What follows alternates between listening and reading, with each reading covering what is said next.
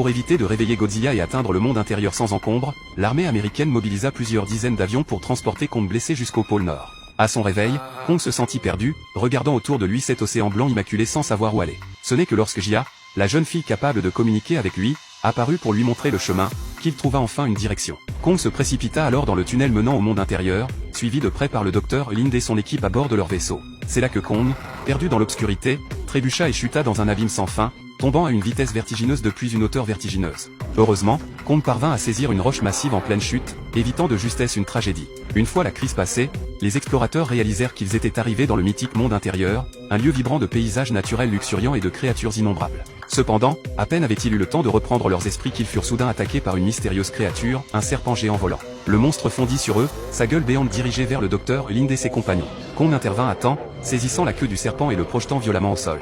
Un autre serpent tenta d'attaquer par derrière, mais Kong utilisa le corps du premier pour le repousser. Lorsque le serpent se releva pour attaquer à nouveau, il s'enroula étroitement autour de Kong, l'immobilisant. À un moment critique, le docteur Lind intervint avec des missiles, blessant le serpent suffisamment pour que Kong puisse se libérer. Alors, le puissant Kong riposta en écrasant le serpent, le rendant inoffensif.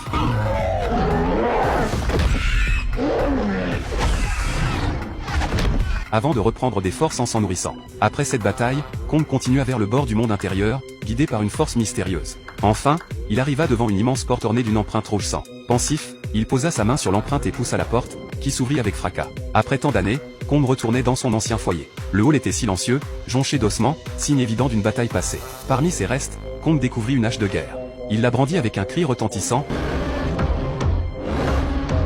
déclenchant une mystérieuse lumière bleue. Il plaça la hache dans une encoche, activant une puissante énergie. Les autres haches dans les environs s'illuminèrent également, révélant qu'elles avaient été forgées à partir des épines dorsales de Godzilla. Ayant trouvé la source d'énergie du monde intérieur, l'armée collecta des échantillons à l'aide de robots. Pendant ce temps, Godzilla, à la surface de la Terre, sembla ressentir quelque chose. Avec un cri enragé, il concentra son énergie et cracha un souffle atomique qui traversa la croûte terrestre, atteignant le monde intérieur en quelques secondes.